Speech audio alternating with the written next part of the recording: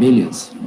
Então, olha só, Inara, hoje, então, é a última matéria que a gente vai fechar, a questão de filosofia, sociologia, a gente tinha fechado, e, e a partir da semana que vem vão ser revisões, com exercícios, enfim, é só realmente para dar um apanhado novamente do que a gente viu desde o início do ano, tá? Então, volta tudo, né? Filosofia grega, Weber, Durkheim, Marx, cultura, enfim, para passar de novo por todos esses projetos, né, por todos os processos que a gente teve desde fevereiro. Tá? Mas hoje a gente vai fechar, que é filosofia contemporânea. Que, na verdade, a gente até já começou a ver um pouco a filosofia contemporânea, porque existem umas questões que se colocam do que é filosofia contemporânea, de fato. Porque existem correntes que falam que a filosofia contemporânea segue a linha tradicional da historiografia, né, antiga, medieval, moderna, contemporânea, então ela teria começado já em fins do século XVIII, início do XIX, mas existe uma outra corrente que fala, que até mais concisa, que fala que a filosofia contemporânea de verdade, ela começa no século XX, né, com nomes como Foucault, Adorno, Horkheimer, que é da indústria cultural, Hannah Arendt, ou seja, são figuras que elas têm um pensamento, né, embora com influência do século XIX, mas é mais tranquilo, né, assim, mas é mais original, vamos dizer assim. Então, o que eles vão procurar fazer no século XX é justamente pensar de uma maneira mais original, mas com influência desses outros pensadores que o antecederam, né? Kant, Nietzsche, né? Porque esses pensadores, tanto Nietzsche, até mesmo os existencialistas, embora estivessem no século XX, eles têm um pensamento que tá muito influenciado pelo século XIX ainda, né? Esses outros que eu falei, Foucault, Hannah Arendt e outros mais, eles são mais originais nesse sentido. Então, tá aqui para compartilhar. Deixa eu começar aqui.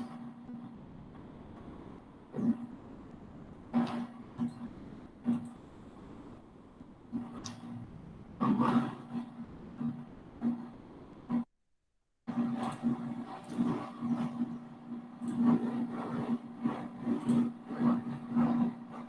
A apresentação está aparecendo? Tá. Tá, beleza.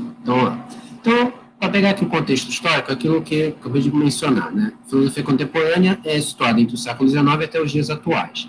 Só que tem essa diferenciação, justamente, porque ainda entendem que o século XIX ainda teria muita influência da filosofia moderna, nessa questão da razão, nessa questão de ter um foco maior naquele separar a questão da igreja, por exemplo. Então, Nietzsche vai bater muito forte essa questão da moral cristã, então, por isso, aproximaria eles mais para a filosofia moderna. Eu procuro pensar o seguinte, que, na verdade, o século XIX seria uma questão de transição entre moderna e contemporânea, né? Porque você vai lançar bases com que realmente os pensadores do século XX vão desenvolver o seu pensamento, né? Mas ainda com muita influência ainda do que foi o século das luzes, o iluminismo, a filosofia moderna de uma maneira geral, mas eles estão, ainda seria uma transição, vamos dizer assim, um intermédio, né, uma questão intermediária entre o moderno e o contemporâneo. Tá? Então, ou seja, o que o pensamento dominante do século XX vai ter é justamente essa pós-modernidade que tanto é falado, né, dessa questão de pegar obras de pensadores do século XIX, como Kant, o Nietzsche, Schopenhauer, o Marx, né, e pegá-los e ter uma influência muito grande, né? Principalmente o Nietzsche e o Marx, eles vão ter uma influência muito grande nos pensadores que sucedem eles, né? Até hoje eles têm uma grande influência. O Marx nem se fala, aquilo ali teve um impacto muito grande no século XX, até costumo dizer que ele foi a figura que mais influenciou o século XX depois de morto, né? Porque justamente com os escritos dele, que acabou tendo a ideia da Revolução Russa, né, a Revolução Chinesa, você teve uma divisão de um mundo bipolar com a Guerra Fria, né, que nós temos ainda consequências até hoje. Né, e o próprio Nietzsche também, porque ele tem aquele rompimento realmente da moral que vai representar o século XIX, que é justamente essa questão de você estar tendo uma guinada, né, ao longo do século XIX para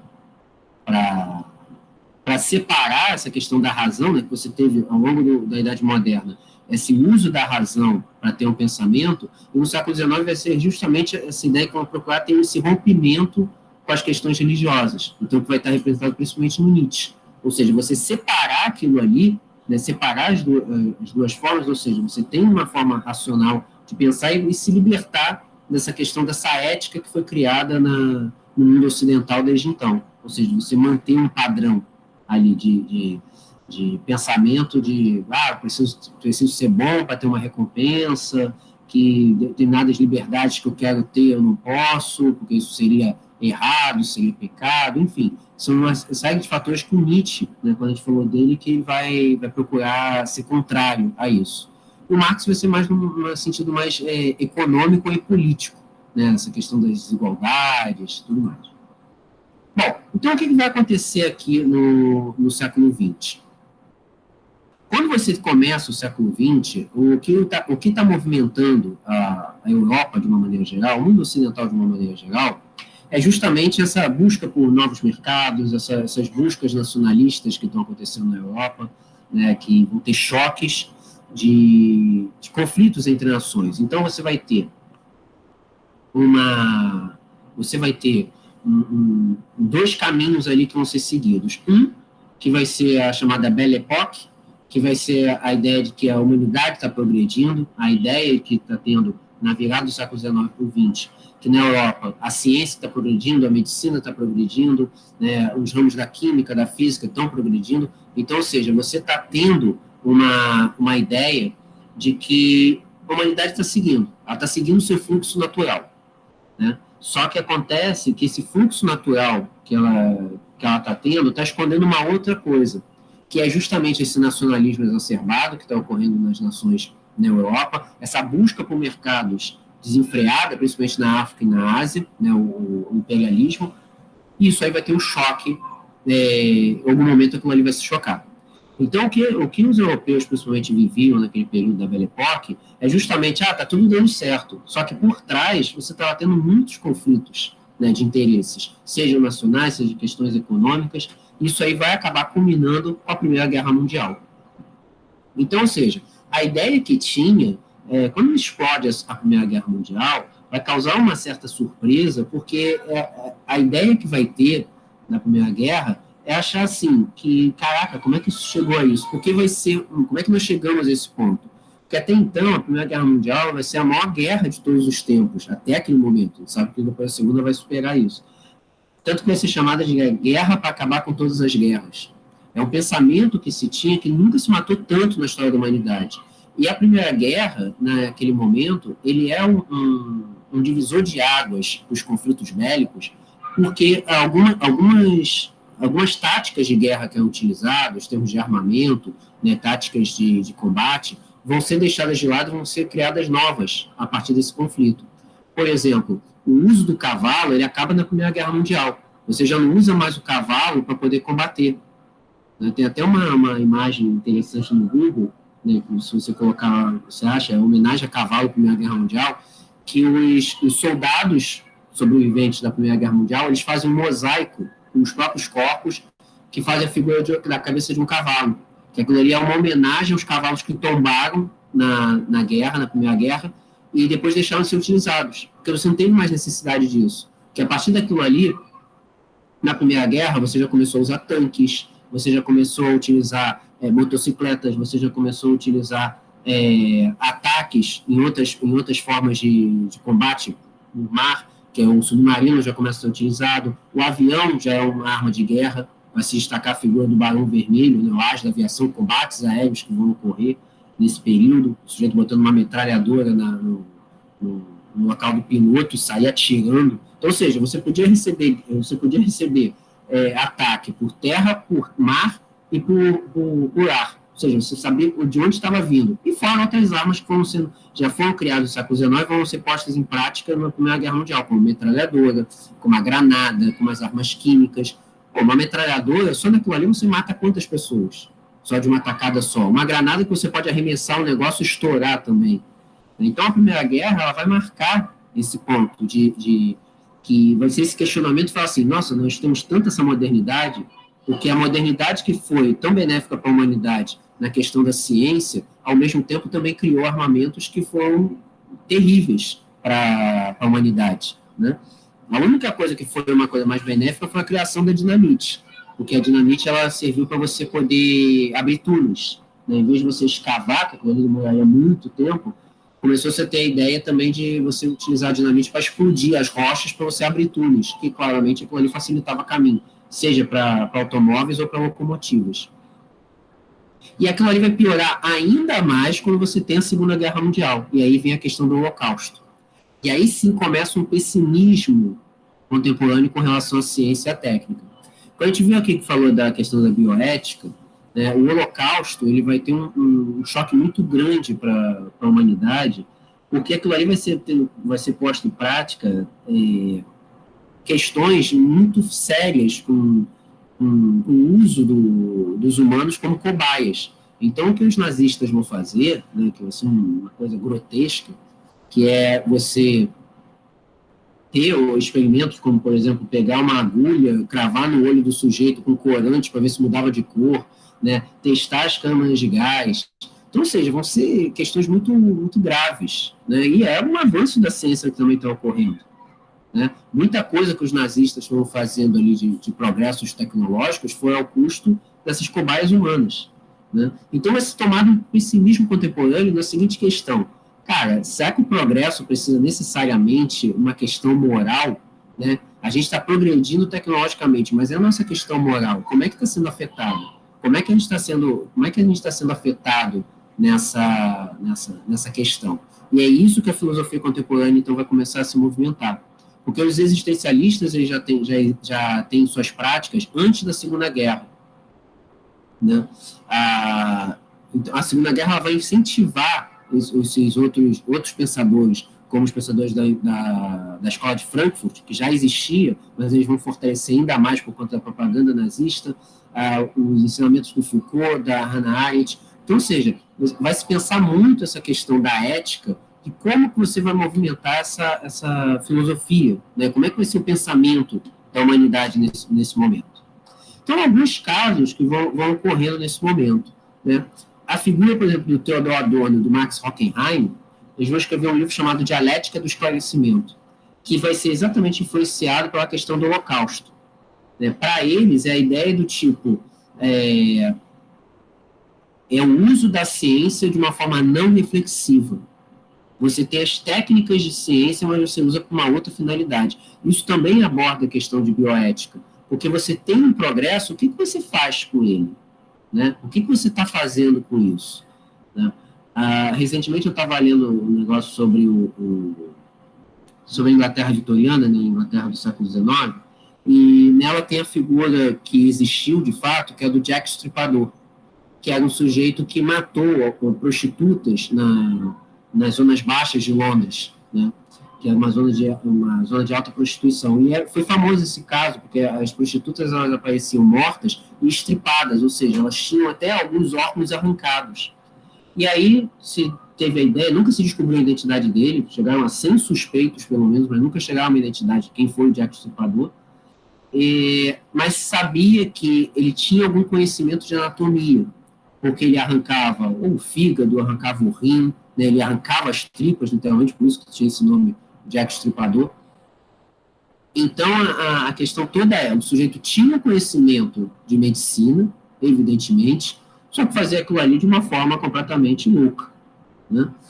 Então, ou seja, o que eles vão criticar aqui, tanto o Adorno quanto o Horkheim, é falar o seguinte, essa razão instrumental que eles citam, né, que é a utilização não reflexiva da ciência. Ou seja, você tem o conhecimento, você sabe que aquilo ali pode ser benéfico, mas o que você utiliza para isso? Qual é a finalidade que você está utilizando dessa ciência, desse conhecimento científico?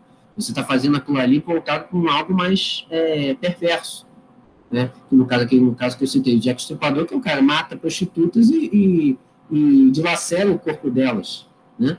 Então, ou seja, o que ele está fazendo? O Holocausto foi exatamente isso também. Os nazistas, né, boa parte deles tinham conhecimento científico, mas do que eles pregavam? né? Qual é a função que eles utilizavam dessa ciência?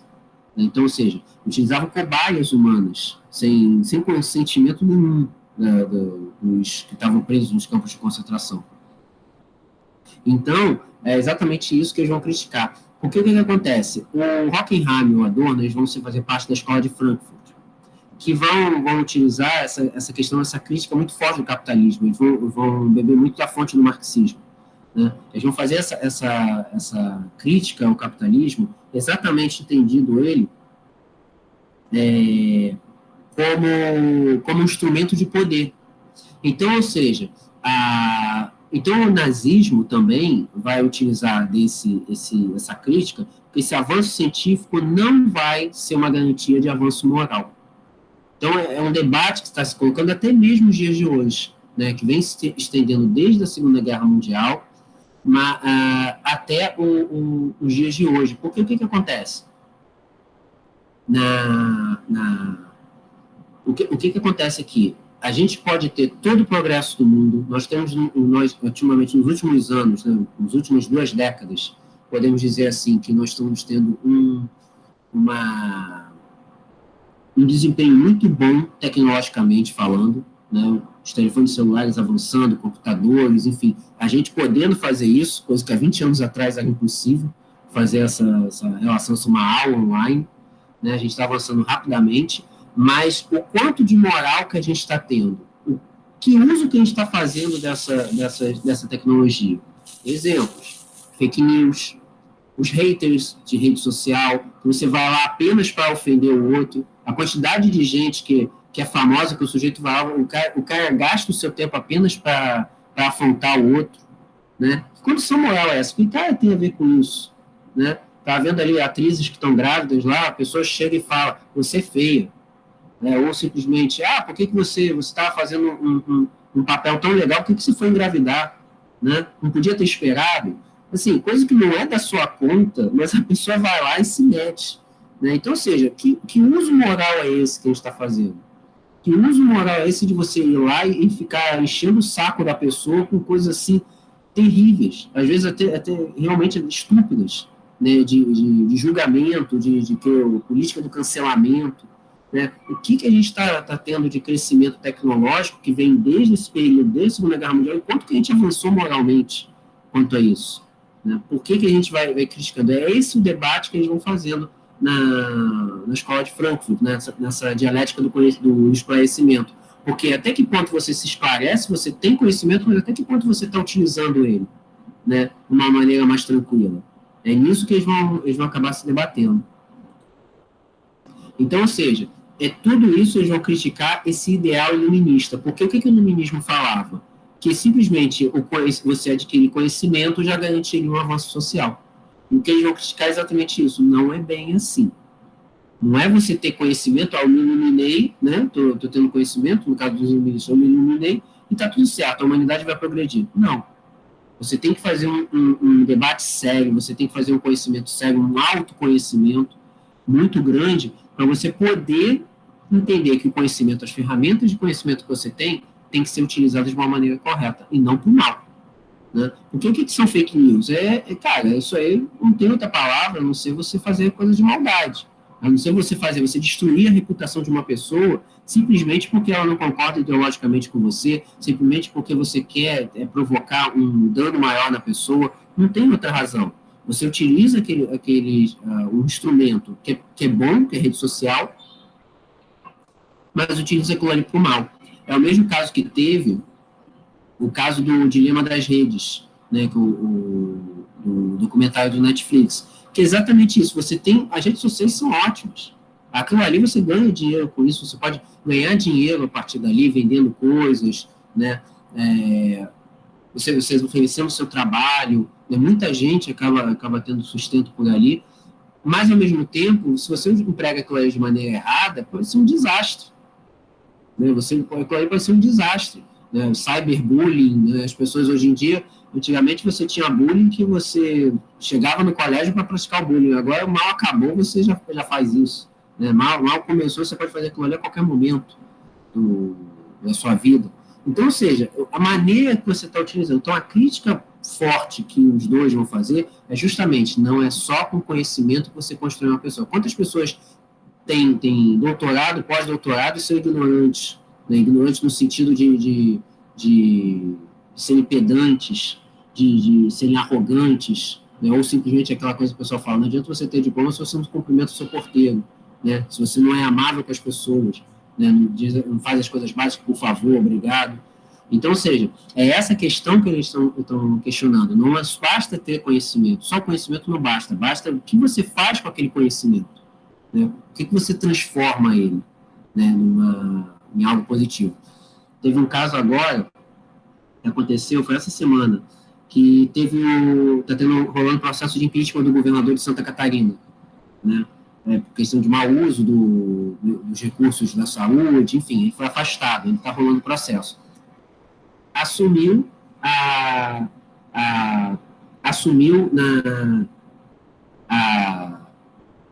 governadora, a vice-governadora assumiu, e o que acontece? Ela é conhecida, o pai dela era professor de história, e ele escreveu um livro em que ele relativizava o nazismo, né?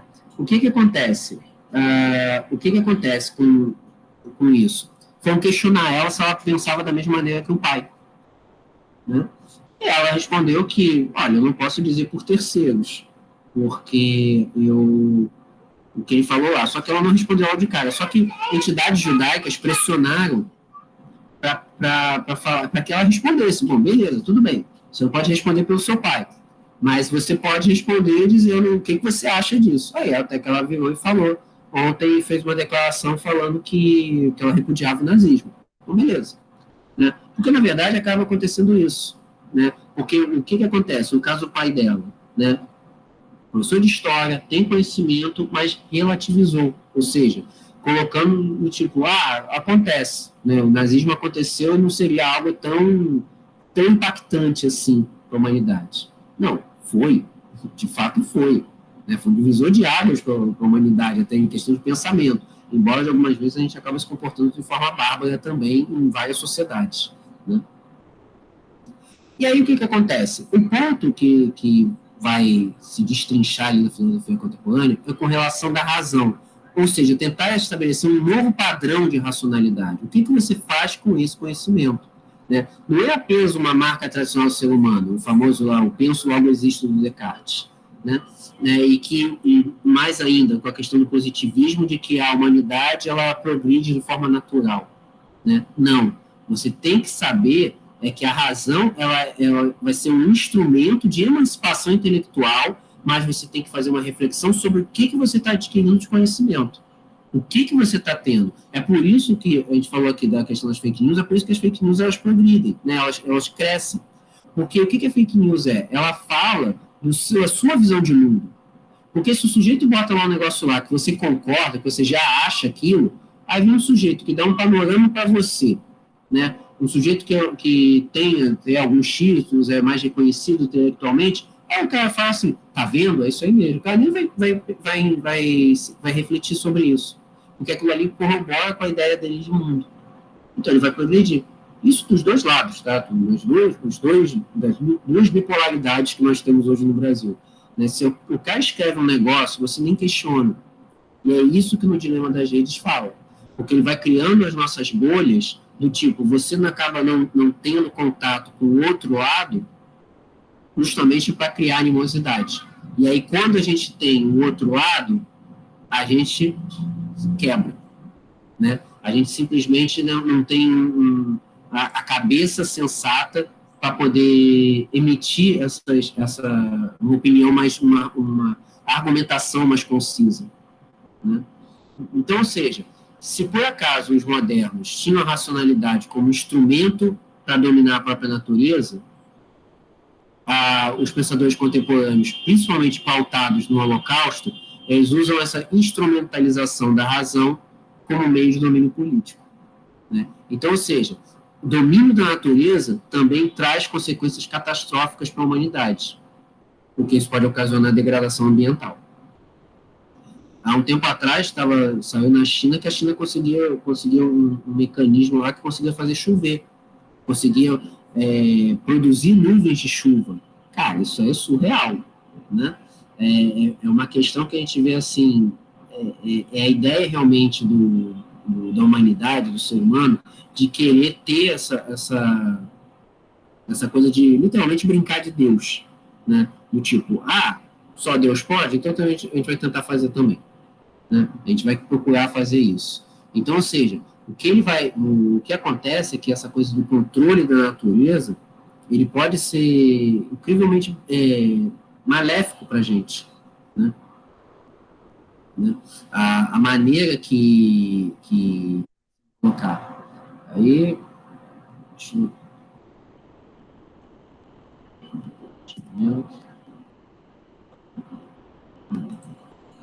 beleza. Boa tarde, Sara. Beleza. Vamos voltar aqui.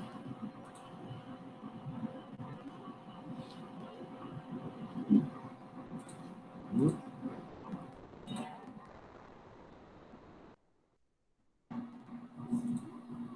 lá. Então, ou seja, o que ele vai fazer ali, o que o pensamento que os contemporâneos vão fazer, é justamente, então, esse é o ponto.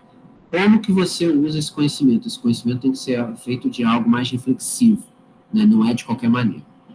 Bom, pegando aqui os principais nomes da filosofia contemporânea, o nome que a gente pode destacar aqui é do Theodor Adorno, né? Alemão, grande crítico do capitalismo, da degradação que ele pode provocar, mas principalmente ele vai ser pautado na questão cultural. O Adorno e o Hockenheim, eles vão ser um dos principais nomes da escola de Frankfurt, que vai ser um centro de pensamento na Alemanha, que vai ser justamente uma visão crítica com relação à cultura que está sendo provocada. É deles que vai surgir a expressão indústria cultural. O que está acontecendo ali naquele momento que é criada a escola de Frankfurt, nos anos 20? Primeiro, você está tendo um desenvolvimento muito grande dos meios de comunicação em massa. Naquele momento, você tem de comunicação de massa o rádio, o cinema está crescendo, né? O cinema está ganhando uma importância muito grande, e o rádio, cinema, e você tem também os jornais, né? Que também é um veículo de comunicação de massa. Então, o que eles vão começar a ser críticos nessa questão da indústria cultural? Você massificar a informação seria você transformar todo mundo numa coisa só, né? Você transformar todo mundo numa massa, né? Igual o mesmo tempo que a gente usa para fazer massa de bolo, né? Você vai batendo ali, vai ficar tudo uma coisa só, vai ficar tudo unificado, né? A questão toda é que o que ele vai criticar, né, o que eles vão criticar, é justamente você usar uma indústria cultural, é você vender cultura em torno de uma cultura que seria dita hegemônica. Então, seria você falar assim, que a cultura que você vendida dentro de um filme, você traria para eles, né, essa visão dentro do filme, né, de uma visão de mundo que seria hegemônica. O que seria essa versão hegemônica? Seria a maneira que você considera uma visão de mundo. Então, você vai colocar ali para aquelas pessoas, né, falando assim, o padrão de comportamento é esse, né? Não é uma coisa tão reflexiva. A crítica que eles fazem na indústria cultural é que a indústria cultural não permitiria você refletir sobre as informações que você recebe, né? Então, ou seja, o que ele está dizendo é que o Adorno na escola de Frankfurt, eles não se apegar tanto à questão econômica do capitalismo, né, a desigualdade social que ela provoca, mas sim o que culturalmente ela pode provocar, né? O que a cultura pode provocar na vida das pessoas, né, de inserir, né, alguma coisa desse sentido. Então, a indústria cultural, com essa questão da massificação da informação, seria um grande ponto de crítica para eles, né? Então, ou seja, para o Adorno, a ideia toda de cultura para ele dizia que a cultura teria uma missão, então tem uma missão mais nobre, né, que você trazer o conhecimento, mas para ele, no pensamento dele, seria os intelectuais seriam únicos capazes de modificar essa sociedade, porque seria através desses pensadores que permitiria que você tivesse um conhecimento maior e um direcionamento mais forte. muitos acadêmicos acabam adotando a escola de Frankfurt como algo, assim, muita gente tem até quase amém para a escola de Frankfurt. Eu tenho um pouco de ressalva, assim. Porque o que acontece? Quando você coloca que uma indústria cultural que as pessoas simplesmente absorvem informação e pensam, você está desconsiderando que as pessoas têm têm uma racionalidade que vai permiti-las refletir sobre alguma coisa, né? Sobre refletir sobre a informação que estão recebendo. E questionar se é esse o padrão mesmo de cultura que estamos recebendo, né? Porque quando você tem ali um filme, né, de grande bilheteria, muitas vezes as pessoas, muitos críticos de cinema ficam questionando assim, mas se você não está colocando alguma reflexão, algum questionamento naquele filme, ele não serviria, né? Ele não serviria para nada, né? Na verdade, você pode ver qualquer filme de uma maneira crítica, você pode encerrar qualquer escultura, qualquer pintura de uma forma crítica. Basta você ter as condições para isso. Basta você entender que toda informação que você recebe não dá para você absorver e achar que é dessa maneira, né? Uma crítica que se faz muito, por exemplo, em filmes americanos, que você tem essa coisa do americano, né, defensor da liberdade, da democracia, enfim, proteger a humanidade de alienígenas, qualquer coisa do tipo, né? Se você não faz um apanhado reflexivo, você realmente vai tomar isso aí para sua vida para sempre. Você vai entender que, não, eles são os bonzinhos, os outros são os maus, e fim de papo, né? Você pega muito em filme americano, passando o tempo, né? Desde a Segunda Guerra, os inimigos eram os nazistas, depois passaram a ser os comunistas, agora são os terroristas, agora é qualquer coisa, né? Você tem muito dessas informações, se você não recebe isso de uma maneira acrítica, se você recebe isso de uma maneira acrítica, isso aí poderia dar problemas, né? Porque o que o Adorno ele vai colocar? Ele tinha, a crítica que ele fazia, ele considerava a sociedade como um objeto. Então, ou seja, ele não considerava a ideia de uma produção cultural autônoma, né? A ideia toda, o que é uma produção cultural autônoma? É justamente você não ter uma cultura, mas sim várias culturas. É a mesma coisa que a gente tem aqui no Brasil. A gente tem várias culturas, a gente não tem uma só cultura brasileira, são várias, é plural. O que nós temos aqui no Brasil é uma pluralidade cultural muito grande. Mesmo dentro do Rio de Janeiro, um espaço menor, nós temos várias culturas. A maneira que um carioca se comporta na Zona Sul pode ser diferente da Zona Norte, né? O tipo de entretenimento que ele busca, né? A gente sabe que, por exemplo, você vai em favelas, o baile funk predomina, né? Você pode ir em outros locais, é algo diferente, é outro tipo de divertimento que as pessoas procuram, né? A maneira que se comporta, você pode ter várias tribos aqui dentro, como, por exemplo, o pessoal que anda de skate, surfista, o pessoal do hip hop, enfim, você tem uma série de fatores que você tem. Só que ele acaba desconsiderando essa parte de produção autônoma. Então, dentro de um mesmo povo, você pode ter várias culturas, né? Então, ou seja, a ideia toda que se apresenta é exatamente essa. Como que você vai questionar essa indústria cultural, né? Não é só receber a informação, mas sim ter ela de uma forma reflexiva, né? E o Adorno, mas ainda assim, o Adorno ele vai dizer essa questão uma questão de um famoso uma irracionalidade no pensamento, que seriam as obras de arte, por exemplo, né? Porque como a obra de arte ela é um reflexo do mundo real, que o artista ali está produzindo, ela vai ter uma linguagem artística muito forte, elas são capazes de abranger todas as contradições que uma linguagem conceitual não alcança. Então, ou seja, a partir de uma obra de arte, você pode produzir uma obra de arte, seja um monte de livro empilhado, seja uma parede branca cheia de tinta vermelha, feita de qualquer maneira, né, umas pinceladas assim, você cria um conceito, né? Então, ou seja, a ideia toda que está aparecendo aqui, você não consegue juntar a palavra e o objeto. A obra de arte ela conseguiria procurar fazer essa correspondência, né? O que você está querendo dizer, verbalizar, mas você não fala em palavras, mas você faz em visual, né? O que você está querendo passar. É algo parecido, por exemplo, que a gente pode encarar isso, por exemplo, logomarcas, né? O que as logomarcas elas trazem? Elas têm que trazer informação do seu produto e de uma forma compreensível, né? Um logotipo bonito, né? Mas de uma maneira que vai trazer uma proximidade com o seu público. Então, você pega lá McDonald's, a gente sabe que aqueles arcos que formam o McDonald's são as batatas fritas, né? Você relaciona com aquilo ali. Né? Então, ou seja, aquilo ali passa uma informação do que você quer.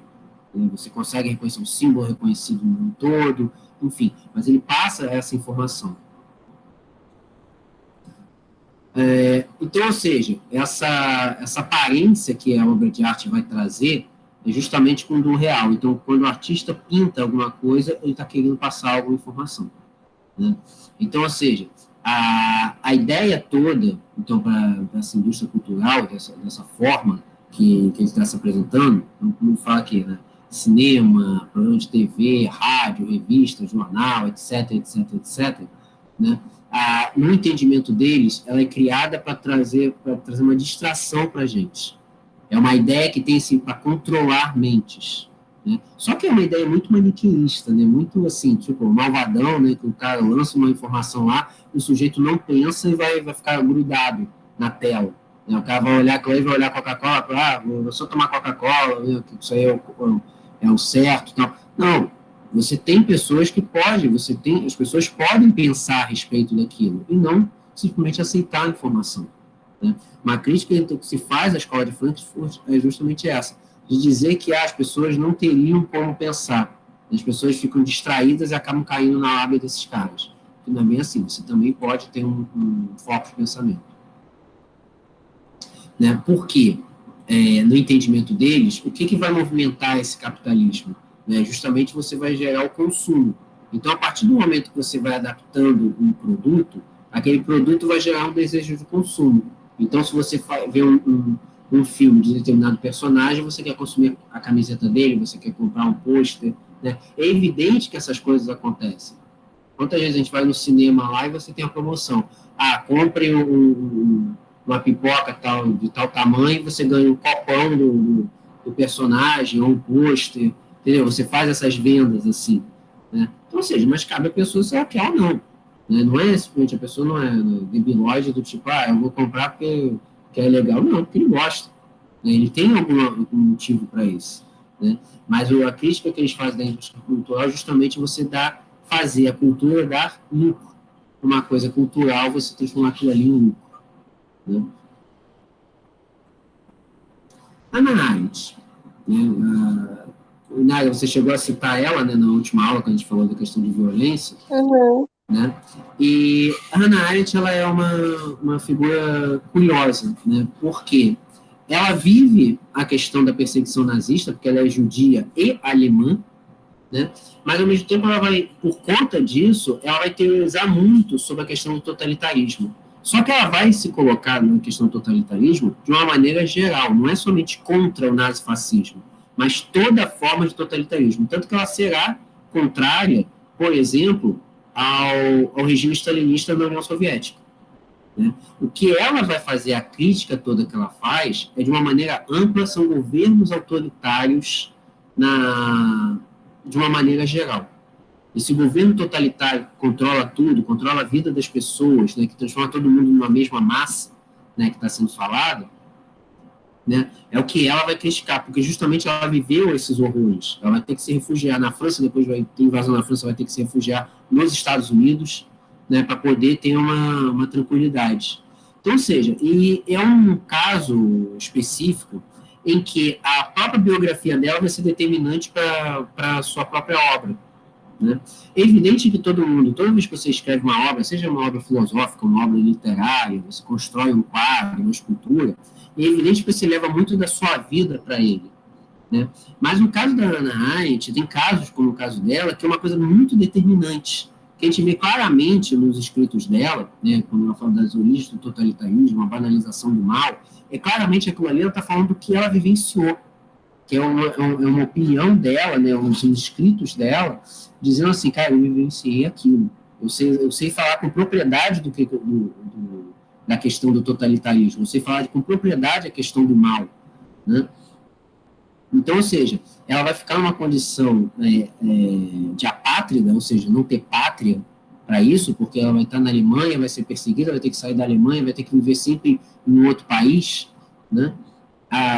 Mas sempre buscando uma defesa da liberdade, né, dos direitos humanos, e sim tentando entender por que o totalitarismo ocorre. Esse é o grande ponto. Por que é que ocorreu o nazifascismo? Por que é que ocorreu o stalinismo? Por que é que as pessoas foram se deixando levar por esses regimes, né? Por que eles deixaram que a Alemanha se criasse? Porque é só a gente lembrar que o nazismo e o fascismo na Itália, eles chegam ao poder por via democrática. Eles são votados, né? E o nazismo ele chega no poder na Alemanha, né, por via eleitoral. E aí, a partir dali, como a questão de você colocar cada vez mais parlamentares nazistas dentro do hashtag do parlamento alemão, que você conseguiu, depois, mais para frente, o Hitler, que é o líder do partido nazista, assumiu o cargo de chanceler. E depois, quando morre o presidente da Alemanha, ele ocupa os 2 cargos. E se torna, de fato, o Führer, né? O líder da nação alemã, que as pessoas vão olhar e vão reverenciar. Então, eu acho que ele entender exatamente o que leva você a reverenciar um sujeito, né? E claramente está fazendo coisas maléficas, né, para conhecidos seus, né, para uma parte da sociedade, né? Então ela vai tentar levar isso. Evidentemente, uma conclusão que chega é a questão do benefício. Você recebe um benefício por conta disso, né? Então, se você recebe esse benefício, né, você acaba fazendo vista grossa por muita coisa que acontece. E a Hannah Arendt, ela vai ter muita influência de muitos pensadores que vieram ao longo da história. Por exemplo, a questão do Sócrates, né? A ideia toda que o Sócrates fala, que é o famoso conhece-te a ti mesmo, que ela também vai empregar, que ela vai dizer assim, que para você ter uma prática, uma atividade moral, né, você tem que utilizar isso para poder conviver consigo mesmo. Você precisa disso para poder viver bem. Você tem aquela famosa deitada no travesseiro e tipo, beleza, eu estou com a consciência tranquila, eu estou com a consciência limpa, né, do que eu fiz. Que é uma das coisas que o Sócrates falava, que uma vida sem questionamento não merece ser vivida. Para que eu vou viver se todo mundo vai falar para mim que eu posso ou não posso fazer? Então, ela vai pegar muito do pensamento dele, né, de dizer exatamente isso. Você ter uma condição moral, você fazer o bem, ser uma pessoa virtuosa, para se sentir bem. Eu conheço-te a ti mesmo, né? Do Santo Agostinho, a Arendt ela vai entender a vida como uma série de ações que você deve ter responsabilidade por tudo que faz. É o famoso livre-arbítrio. Você é livre para tomar as suas ações, você é livre para tomar as suas decisões, mas você tem que entender que você tem responsabilidade sobre elas, né? Não adianta somente responsabilizar o outro, não, você tem que entender que você é responsável, sim. Então, ou seja, se você toma caminho A, caminho B, foi você que quis tomar o caminho A, foi você que quis tomar o caminho B, né? Então, o Santo Agostinho fala muito disso, dessa questão do livre-arbítrio. Do Kant, a ideia que chama do cosmopolismo e paz perpétua, né? Que é a ideia que o Kant pregava, que a humanidade tem sempre que progredir, sempre evoluir, para até buscar a paz entre as nações. Que a paz seria um caminho que você deve procurar sempre, né? Sempre evoluir nesse sentido. Ou seja, você tem que ter a paz, você tem que conseguir ter essa evolução, né? Conseguir algo benéfico para você. Então, o que acontece aqui, né? Veja que ela vai tendo influência de vários pensadores completamente diferentes e distantes entre eles. Sócrates é de antes de Cristo, Santo Agostinho da Idade Média, o Kant do século XVIII. Né? Tem outros aqui, o Heidegger, que vai ser uma pessoa contemporânea da Hannah Arendt, né? A gente viu ele no existencialismo, né? mas é a ideia do que ela chama de pensar apaixonado, ou seja, que o pensamento não seria simplesmente pensar em algo, né? É aquela ideia que a gente fala assim, você está olhando para o horizonte e alguém fala para você, o que você está pensando ali? Em nada. Então você está pensando em alguma coisa. Mesmo nada é alguma coisa, você não consegue libertar disso. Só que qual é o problema que a Hannah Arendt vai fazer? Ela vai romper com Heidegger, porque o Heidegger vai ser um simpatizante do nazismo. Os dois são alemães, tanto Heidegger como a Hannah Arendt. Ela vai romper com ele por conta disso. Ele vai ver o nazismo com bons olhos. Né? Então, ou seja, ela vai acabar rompendo por conta disso, justamente porque ela vai sofrer na pele essa perseguição. E aí, o que acontece? Muitas vezes as pessoas confundem, né, a Hannah Arendt como uma figura totalmente de esquerda por conta das críticas que ela fazia ao nazismo. Só que ela tinha muita crítica ao marxismo, né? Principalmente quando fala de uma estrutura totalitária comparando com a União Soviética. Né? Porque, na verdade, o que acontece? A crítica que ela vai fazer não é simplesmente o nazismo, é todo o regime ditatorial. Então, ou seja, a ideia que ela vai colocar aqui, né, é uma defesa, ela vai entender uma das questões da origem do totalitarismo, é a ideia que vai ser feita uma defesa de Estados-nações extremamente fortes, muito mais que os indivíduos e acima da sua coletividade, ou seja, a ideia toda que ela coloca, tanto a Alemanha nazista quanto a União Soviética do Stalin, a ideia toda que está presente aqui, que é o coletivo sendo o principal ponto desses regimes, em detrimento dos direitos individuais, os direitos civis. É aquela coisa, tudo pela pátria alemã, tudo pela União Soviética, né, tudo pela Itália. Né? Ou seja, você coloca a nação acima de qualquer interesse. Então, ou seja, você coloca, você abre mão de qualquer direito por conta disso, você tem essa massa controlada. Então, é exatamente isso que ela vai criticar, porque o marxismo fala dessa questão do coletivismo, né? E é isso que exatamente ela também vai criticar. Então, por isso que podemos definir a Hannah Arendt como uma pessoa mais liberal, né? Mas não liberal no sentido econômico. Ela não faz, porque ela faz críticas à questão de desigualdades sociais, mas ela faz uma defesa do liberalismo na questão da defesa do Estado para garantir direitos e liberdades individuais. Então, você não permitir que a cidadania e os direitos humanos sejam afetados. Então, ou seja, a ideia toda que ela se coloca, né, que podemos definir a Hannah Arendt como liberal no sentido político. Né? Essa ideia que você não tem que ficar cultuando líder nenhum, o Estado não tem que ficar controlando a vida das pessoas. Né? A ideia toda que ela se coloca, né, é exatamente o liberalismo político. Né? A gente entender isso, é o liberalismo político, não o econômico.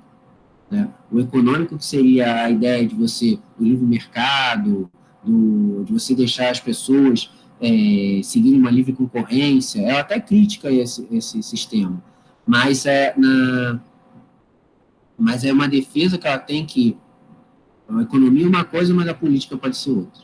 Né? A ideia do tipo, o sujeito tem que ter os seus direitos, suas liberdades têm que ser preservadas, ele tem direito para isso. Né? E aí que vai cair no que você chegou a citar, Inaya, que foi a banalidade do mal. Né? Porque um grande exemplo da banalidade do mal seria o antissemitismo, né? Que é que é algo referente ao chamado mal radical que o Kant falava, né? Que é aquele caso extremo. Então, figuras do nazismo como Hitler, o Himmler, o Goebbels, né? Que são antissemitas declarados, eles acreditavam que estavam fazendo algo que tinha suas próprias finalidades das razões e aí que eram ligados a esse mal radical. Ou seja, eles sabiam que estavam fazendo mal para alguém, mas que no entendimento deles era algo que deveria ser feito. Né? Então, Fábio, oi, fala. eu posso dizer também que ela criticava Maquiavel? Sim, de uma certa maneira, sim, porque se o Maquiavel dizia, né, que você, para atingir um fim, você poderia, não importava de como você chegava, podemos dizer que sim. Porque, na verdade, ela está dizendo aqui, que aí vai chegar exatamente nessa banalidade do mal, o mal banal, né? Que seria exatamente isso, esse mal banal do tipo, você naturaliza o mal.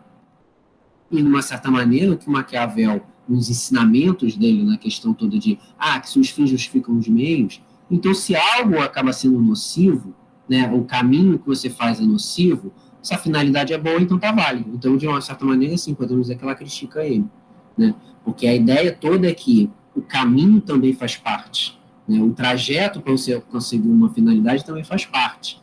Então, ou seja, não basta somente você banalizar as coisas, como ela vai falar aqui na banalização do mal, né?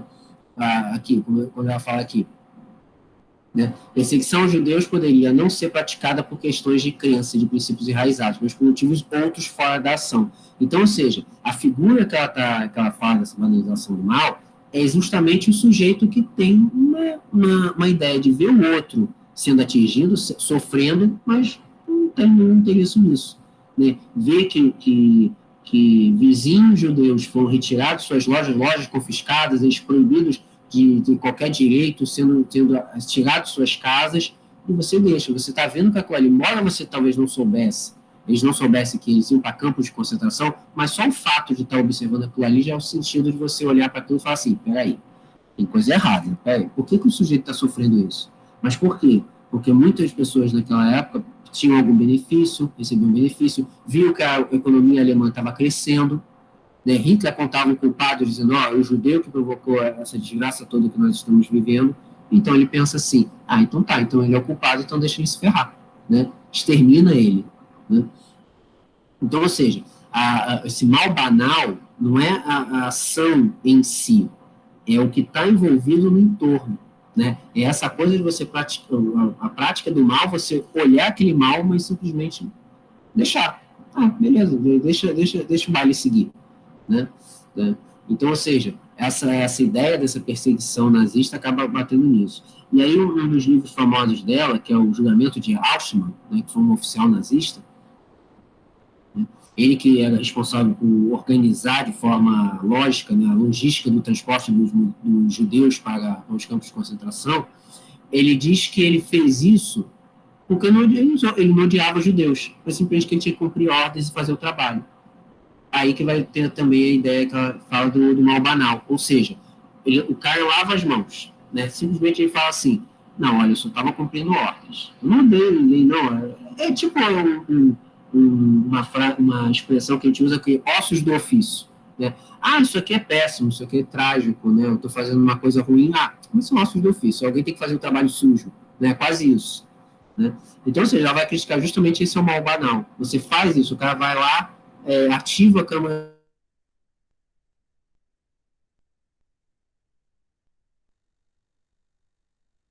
de Unidade. Por mais que, beleza, você não odeia judeu. Beleza, você é obrigado a fazer isso. Tá, mas ainda assim você faz. Né? Então, ou seja, você tem uma responsabilidade sobre isso. Você sabe que você tá tomando uma atitude quanto a isso. Né?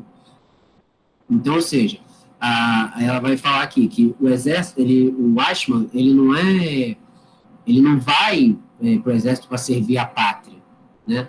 Ele simplesmente ele entende que o exército possibilita para ele uma carreira melhor. Então veja só que ele que as motivações dele não são as motivações que geralmente se colocam. É antissemita, o sujeito odiava judeus, o sujeito estava defendendo a pátria alemã. Não, no caso dele, ele foi julgado, simplesmente ele queria ir para o exército para ter uma vida melhor, para ter só um custo de vida.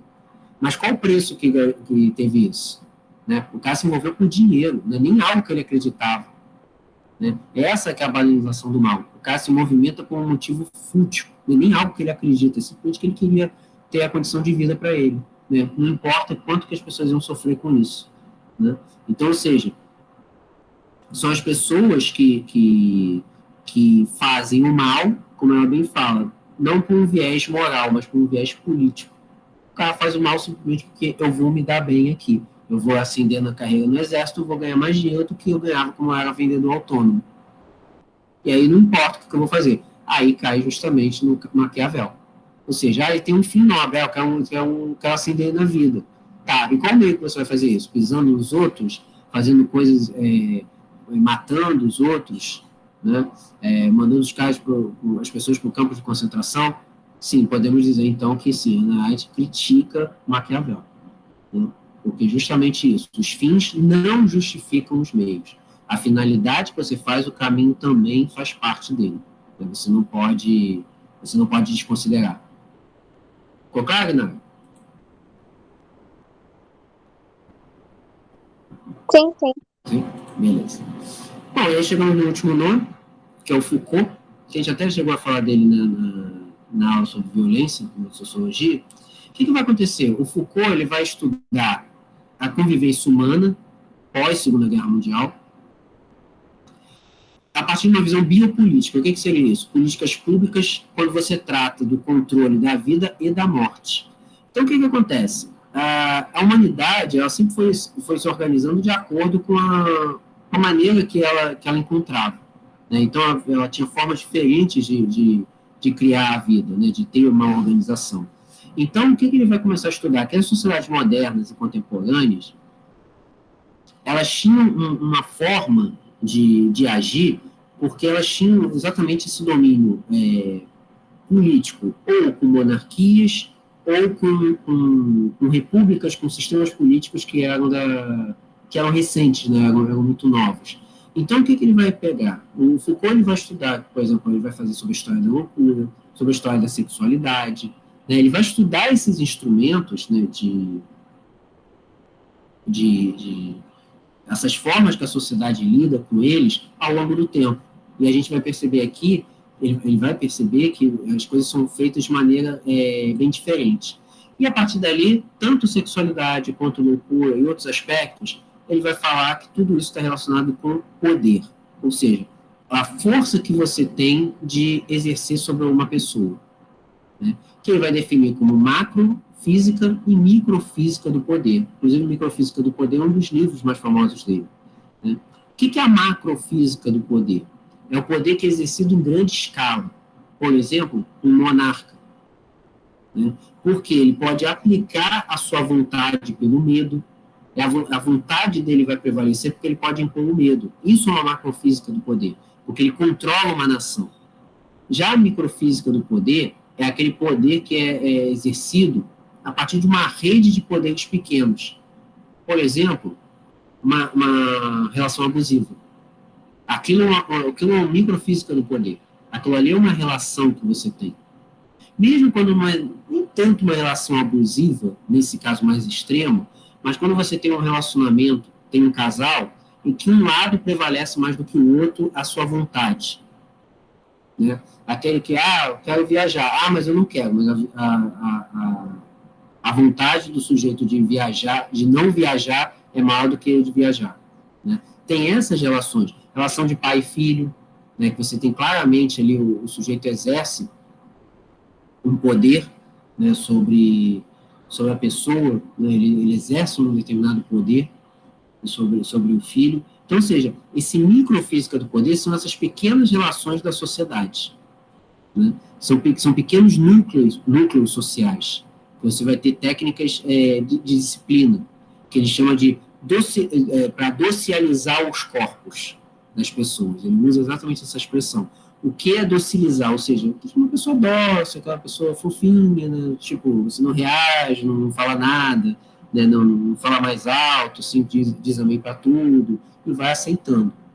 E aí aquilo ali influencia a questão do corpo, né? Porque o corpo vai reagindo de acordo com as suas emoções. Então você ficaria mais tranquilo. Então, ou seja, essa dosificação do corpo das pessoas ajudaria também na questão das atividades que nós temos, né? Então, que você vai exercer. Mas isso sim, são relações que estão dentro do cotidiano. A macrofísica já é algo maior, em relação ao Estado, né? E tudo mais. Então, ou seja, essas instituições disciplinares que funcionam com esses micropoderes. Então, a escola seria isso, o quartel, a fábrica, a cadeia, o hospital, etc, etc, etc. Tanto que ele fala dessa questão de poder, quando ele fala da história da loucura, né, que ele vai mencionar que como que eram tratados as pessoas que eram perturbadas, né, tinham algum problema, não se encaixavam dentro daquela sociedade, com choques, pancada, lobotomia, que é você zerar o cérebro da pessoa, literalmente, né? São práticas que eram utilizadas que isso, com o tempo, foi modificando, embora ainda tenham denúncias assim, de hospícios, né, de sanatórios, que você aplica ainda algumas dessas táticas, porque entendem que o sujeito é louco da pancada que ele vai melhorar, dá choque nele, faz lobotomia que ele é maluco, então não vai, é irrecuperável. E sem contar também a camisa de força. Né? A camisa de força é uma coisa bem grotesca, né? O sujeito lá está completamente impedido de movimentar os braços. É mais do que algema aquilo ali. Né? Então, ou seja... Oi, fala. É aí que entra o conceito de panótipo, não é isso? O conceito dele?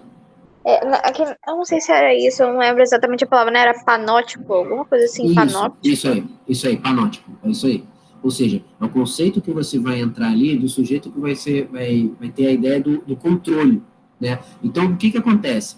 Quando você controlar o corpo, que o Foucault fala, é justamente você colocar o poder de algo que já está instituído. Então, por exemplo, você está lá na escola, você tem um diretor, você tem regras para cumprir, você não pode infringir essas regras. Você está dentro da igreja, seja qualquer uma delas, você tem regras que você vai seguir, vai ter alguém ali que vai te punir. No quartel, a mesma coisa, você tem uma hierarquia extremamente rígida, você não vai chegar lá para o general e falar qual é. Né? Você tem uma estrutura ali, se você ferir essa estrutura, você vai sofrer uma punição. Fábrica, a mesma coisa. Cadeia, a mesma coisa. Né? O próprio hospital também, você tem determinadas regras que você tem que seguir. Não é uma coisa assim, né? Você tem formas de você seguir dentro do hospital, né, que não é qualquer coisa, né, que você não pode fazer de qualquer maneira. Tem regras. Então, isso tudo, esse poder microfísico, né, porque vai ser de ordens já estabelecidas que você vai manter. Né? Até o exemplo que eu coloquei aqui, é paz na família patriarcal. Uma sociedade patriarcal em que a figura masculina domina, você vai ter sempre a ideia de que o pai vai dizer a última palavra. Né? O pai vai ser o provedor, o pai vai ter que dizer ali, vai sempre exercer esse domínio sobre a família. Né? Acaba caindo nisso. Embora hoje em dia a gente está tendo procurando modificar isso, né? Ter essas quebras aí, o feminismo entra nisso, né, você conseguir modificar essas estruturas que estão arraigadas na sociedade, mas é um longo caminho que está pela frente, porque a gente acaba esbarrando nesse caso. Então, a gente acaba cometendo atos machistas, atos racistas, né, coisas de preconceito, né, que já está tão arraigado na gente que quando a gente vê assim, já acabei cometendo isso, cometi um erro em relação a isso. A gente acaba tendo que cometer o machismo, o racismo, né, a homofobia nossa de todos os dias. Né? Todos os dias a gente tem que sempre se policiar para não cometer essas questões. Né? A gente não esbarrar nesses casos. Né? Que está muito enraizado na gente. E aí, a gente pode definir o trabalho de Foucault em 3 partes, tá? De acordo com como vai seguindo a vida dele. Primeiro, o período arqueológico, né? Que ele vai ter um livro dele chamado Arqueologia do Saber, né, que vai dizer da ideia de você estruturar as ciências humanas, ou seja, principalmente história e ciências sociais, é a ideia de o que a arqueologia faz? Ela busca o princípio das coisas. Então, o que ele vai tentar fazer nesses estudos? Tentar achar o princípio de todo saber, de todo conhecimento. Né? Então, por isso que ele vai se bater na história, nas ciências sociais, na filosofia, na linguística, e outros mais. Né? O período genealógico, que é algo que ele vai publicar obras como, por exemplo, Vigiar e Punir, que fala da questão do controle, por exemplo, das prisões, né? A vontade de saber, que tem a ver com a história da sexualidade. Ele mesmo, o próprio Foucault, ele era homossexual, né? Ele vai ser uma das primeiras vítimas famosas da AIDS, né? De complicações da AIDS, já em 84 ele vai falecer, né? Como ainda estava ainda tinha mais preconceito ainda com a questão do que era a AIDS, né? Entendia-se muito que era a doença de gay, né? Naquela época era comum se falar isso, porque a grande maioria das pessoas que morriam eram homossexuais, né? Então, ou seja, ainda tinha muito desconhecimento ainda com relação à doença, né? Então, ou seja, ele vai estudar esse período genealógico, ele vai estudar a questão dos manicômios, das prisões, o que afeta, ele vai ser influenciado pelo Nietzsche em relação a isso, né? Então, ele vai tentar criar como é que foi sendo essa reconstrução histórica do que era a função dos manicômios, qual é a função histórica das prisões, né? Mas todas elas pautadas uma sociedade que prega a disciplina. Ou seja, você coloca o louco, né, o sujeito louco dentro do manicômio porque você diz que ele fere a ordem social, ele tem que ter uma disciplina, ele não pode conviver em sociedade. Você coloca o sujeito na prisão porque ele cometeu um delito. E qual é a função dos dois? Recuperar esses dois casos. Tanto no manicômio como na prisão, a função as duas funções, tirar de circulação da sociedade, porque ele é visto como um perigo, mas também corrigi-los. Né? Você tentar corrigir esses erros que eles cometem na sociedade para que eles possam viver novamente em harmonia, com os normais, vamos dizer assim. E o último período dele, o chamado último Foucault, né, que é o Nietzsche parece também nessa parte, que ele vai falar da questão dos prazeres e entender a sociedade grega encarava a sexualidade, que é completamente diferente do que a gente encara hoje. Né? A ideia que ele fala de poder com relação à sexualidade, né, é o controle de corpos. O que acontece? O que é a expressão que a gente fala? O sujeito saiu do armário. Né? É o sujeito que é homossexual, mas não pode se expor para a sociedade, que ele vai sofrer julgamentos de todas as partes. Então, o cara tem que se esconder. Então, o armário seria uma maneira que ele tem que se esconder, metaforicamente. Né? Então, ou seja, é aquela coisa do tipo, o sujeito é homossexual e não pode revelar para as pessoas, porque isso aí, por exemplo, se o cara é ator, o cara pode perder papéis por conta disso. Tem o caso famoso de um ator americano, Rock Hudson, que era considerado um galã, que as pessoas só descobriram que era gay depois que ele morreu também vítima da AIDS, nos anos 80, e aí que descobriu que realmente ele não era heterossexual, mas ele teve que manter um papel por conta disso. Né? Embora hoje em dia você está tendo mais pessoas se revelando, né, vamos dizer assim, colocando a sua opção sexual, mas isso aí ainda assim sofre muito julgamento. Muitos ainda se retêm. Então, é aquela coisa do tipo, quando você vê, o sujeito revelou que é gay. Né? Ou seja, seria algo que poderia ser algo encarado de uma forma mais natural, né? E não é. Por isso que ele vai pegar na sociedade grega, porque na sociedade grega, até mesmo na romana também, não tinha esse peso tão grande de dizer assim que o sujeito é homossexual. Não existia isso. Né? Você não tem essa coisa, vai ser uma concepção que vai ser criada a partir do advento do cristianismo, né? Que vai ter mais essa perseguição. E em alguns lugares do mundo que você vai ter até pena de morte, resultando em pessoas homossexuais. Né?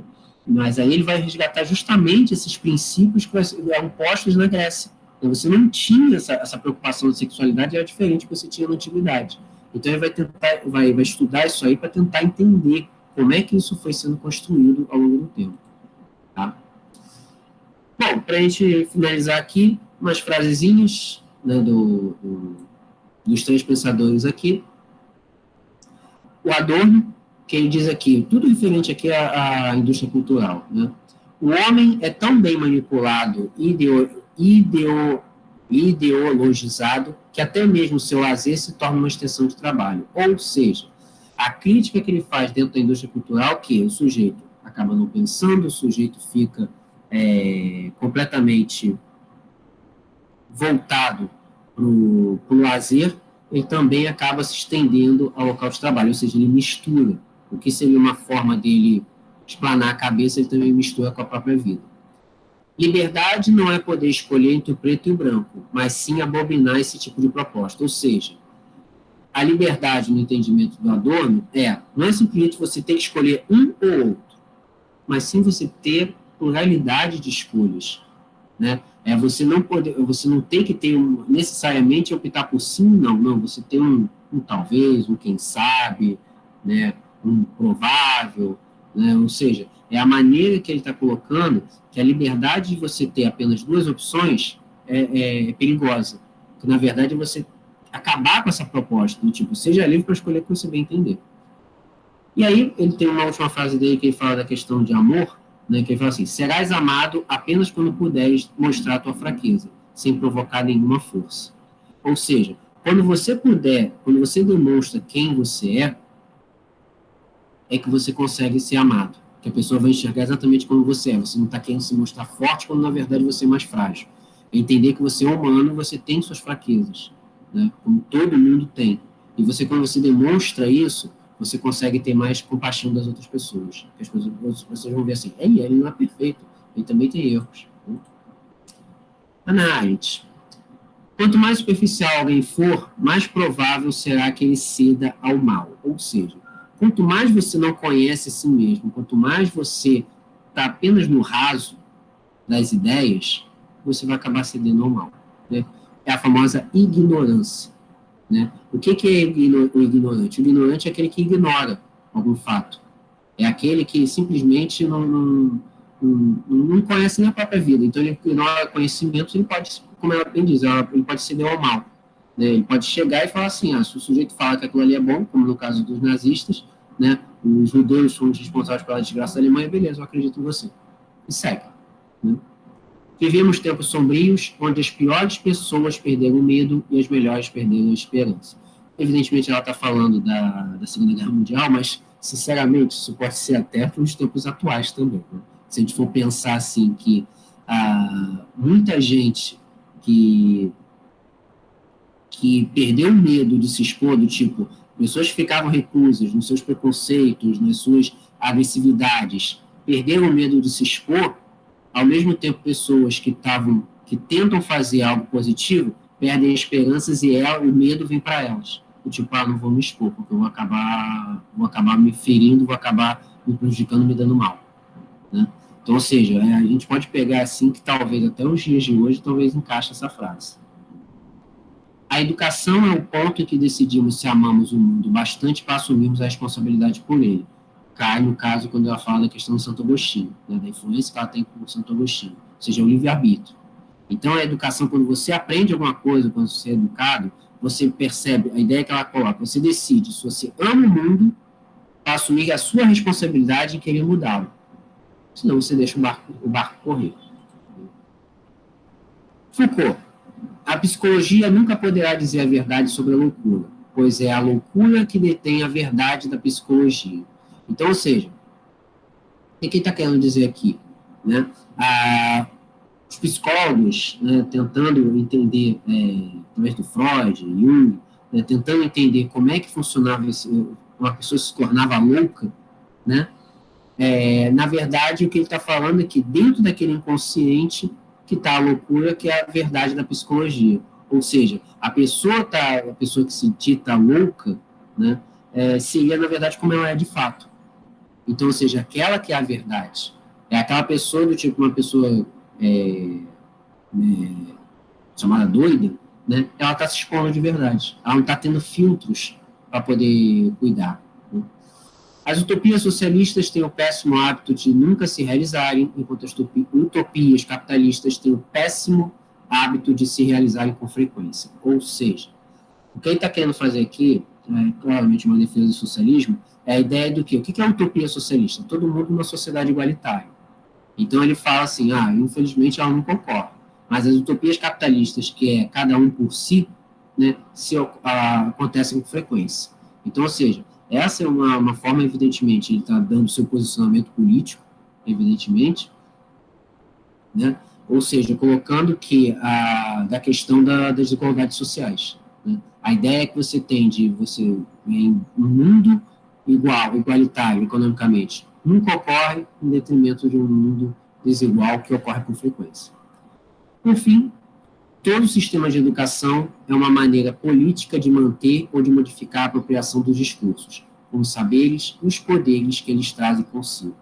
Isso aqui daria pano para manga, essa discussão aqui, questão de educação, porque exatamente quando você coloca os currículos escolares, né?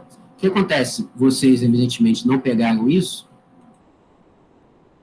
mas durante um tempo, você tinha